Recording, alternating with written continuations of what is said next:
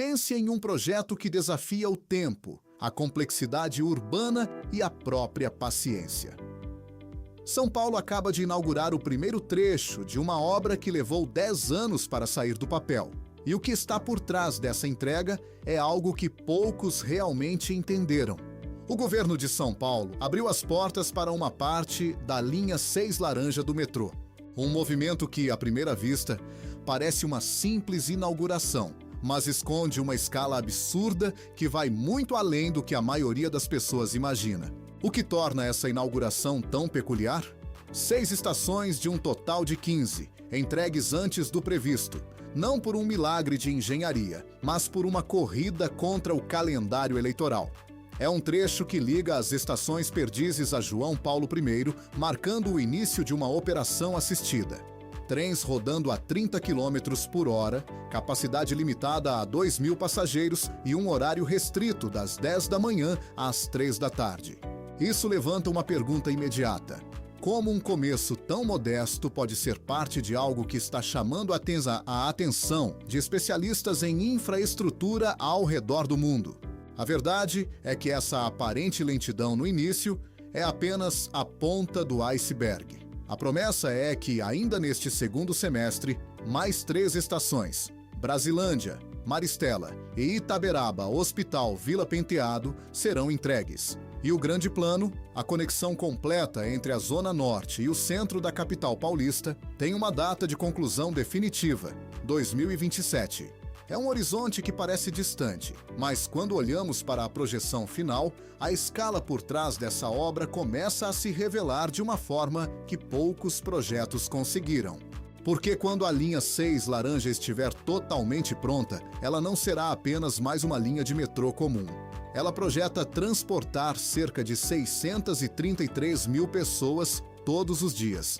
Essa capacidade, em um único ramal, é algo que redefine completamente a ideia de mobilidade urbana e infraestrutura de massa. E é exatamente aí que essa obra começa a parecer muito maior do que uma simples expansão de transporte.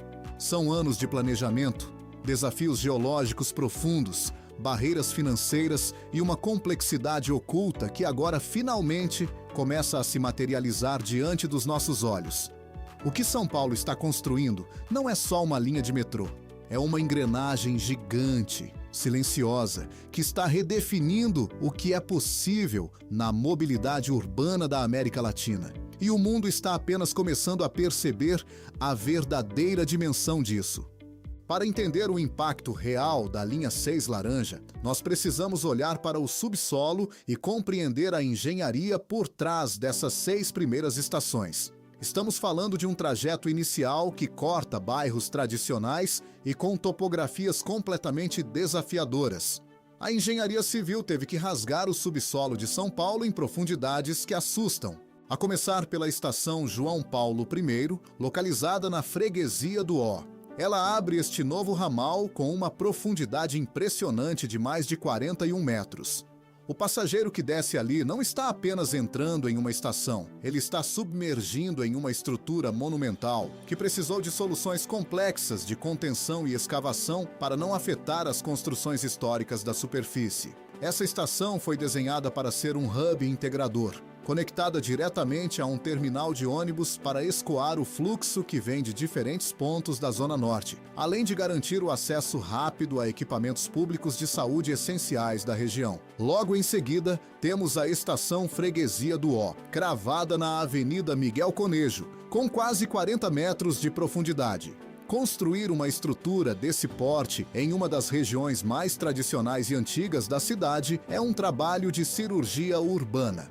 Cada metro escavado demandou um monitoramento rigoroso para preservar o patrimônio do entorno, como o Largo da Matriz. Avançando pelo ramal, a linha chega à Estação Santa Marina. Com 30 metros de profundidade, ela se posiciona estrategicamente perto de grandes polos de mídia, centros de treinamento de grandes clubes de futebol e complexos educacionais. É aqui que começamos a entender o apelido desse projeto: a Linha das Universidades. A linha 6 foi desenhada para ligar os estudantes aos maiores centros de ensino da cidade. E então chegamos à Estação Água Branca, o ponto mais profundo de todo esse lote inicial, com impressionantes 47 metros e 80 centímetros de profundidade. A engenharia aqui não lidou apenas com a profundidade, mas com o futuro da conexão interestadual. Água Branca foi projetada para ser um dos maiores nós de integração de São Paulo, conectando-se com a linha 7 Rubi e servindo como o ponto de chegada e partida do futuro trem Intercidades, que vai ligar a capital a Campinas. É uma visão de longo prazo materializada em concreto armado. Mais adiante, a estação Sesc Pompeia surge na Avenida Pompeia para transformar o fluxo da Zona Oeste. Próxima a grandes arenas de shows, shoppings e centros culturais, ela foi projetada para suportar picos massivos de demanda em dias de grandes eventos, aliviando o trânsito de superfície de uma das áreas mais congestionadas da cidade. Por fim, fechando esse trecho inicial, temos a Estação Perdizes, com 29 metros de profundidade, localizada na rua Apiacás. Neste primeiro momento, Perdizes funciona como o limite temporário da linha em direção ao centro, mas o planejamento para o que vem depois dela já está traçado. Após Perdizes, o Tatuzão e as equipes de engenharia seguem trabalhando em direção a estações emblemáticas como PUC Cardoso de Almeida, FAAP Pacaembu, Higienópolis Mackenzie, 14 Bis, Bela Vista e São Joaquim. Mas como um projeto dessa magnitude levou 10 anos para entregar suas primeiras plataformas? A história da linha 6 Laranja é uma verdadeira novela de bastidores políticos, crises econômicas e superação técnica. As primeiras movimentações começaram em abril de 2015. Naquela época, o consórcio responsável enfrentou dificuldades financeiras severas, que culminaram na paralisação total das obras poucos anos depois. O canteiro de obras virou um cenário fantasma no meio da maior metrópole do país. A grande virada aconteceu quando o modelo de parceria público-privada foi reformulado. Uma nova concessionária assumiu o controle total do projeto, injetando bilhões de reais e trazendo uma nova dinâmica de gerenciamento. O que era um esqueleto abandonado se transformou no maior projeto de mobilidade urbana em execução na América Latina. A retomada exigiu a remobilização de milhares de trabalhadores, a calibração de tuneladoras gigantescas e a renegociação de prazos complexos. O modelo adotado aqui serve de lição para o mundo inteiro, demonstrando que o investimento privado, quando alinhado a uma fiscalização pública rígida, consegue tirar do papel projetos que o Estado sozinho frequentemente falha em executar no prazo. O custo de manter uma cidade do tamanho de São Paulo parada é alto demais. E a linha 6 provou que o modelo de concessão integral, onde a empresa constrói e depois opera o sistema, gera um incentivo direto para que as obras andem. Afinal, cada dia de atraso é um dia a menos de faturamento com as passagens. E o que podemos esperar para o futuro próximo? O planejamento estratégico não para nessas 6 estações. O cronograma atual é agressivo. O governo trabalha com a meta de entregar o outro extremo da linha ainda neste ano, conectando as estações Brasilândia, Maristela e Itaberaba Hospital Vila Penteado. Esse avanço vai levar o transporte sobre trilhos de alta capacidade para a periferia da Zona Norte, transformando a realidade socioeconômica de milhares de famílias que hoje dependem exclusivamente de linhas de ônibus saturadas para chegar ao trabalho.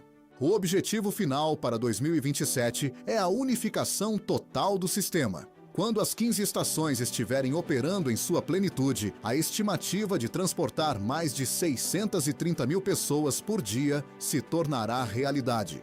O ganho de tempo será brutal. Cruza a cidade da Zona Norte ao centro, levará apenas 23 minutos. Um trajeto que hoje, em horários de pico no trânsito de superfície, pode facilmente passar de 1h30 de estresse e poluição. Essa eficiência energética e logística é o que realmente choca os analistas internacionais. Reduzir o tempo de deslocamento dessa forma significa devolver horas de vida para o trabalhador, aumentar a produtividade da cidade e reduzir drasticamente a emissão de gases poluentes, retirando milhares de veículos e ônibus das ruas todos os dias. É uma reconfiguração completa do tecido urbano de São Paulo. O que começou como uma promessa arrastada por uma década e cercada de desconfiança pública, agora se consolida como um marco definitivo na história da engenharia e do transporte da América Latina. A abertura dessas 6 primeiras estações da linha 6 é laranja, mesmo que em horário reduzido e velocidade controlada de operação assistida, representa a quebra de um ciclo de promessas vazias. É a prova física de que a complexidade urbana de São Paulo pode, sim, ser vencida com planejamento, tecnologia e o modelo correto de investimento. O mundo olha para São Paulo hoje para entender como uma metrópole de mais de 12 milhões de habitantes consegue cavar quase 50 metros abaixo do solo, desviar de rios subterrâneos, passar por baixo de fundações de prédios imensos e, ainda assim, entregar um sistema de transporte moderno, rápido e eficiente. Os desafios até 2027 ainda são colossais, mas o primeiro e mais difícil passo já foi dado. Qual sua opinião sobre essa mega obra? Você acredita que o modelo de parceria público-privada é a solução definitiva para os gargalos de infraestrutura do nosso país? Ou o Estado deveria centralizar esses projetos? Se você mora em São Paulo, como essa nova linha vai mudar o seu dia a dia? Deixe seu comentário aqui embaixo. Participe do debate. Não se esqueça de curtir o vídeo se você gostou dessa análise profunda e compartilhe este conteúdo com mais pessoas para que todos entendam a real dimensão do que está acontecendo no subsolo da nossa maior metrópole. Até o próximo vídeo.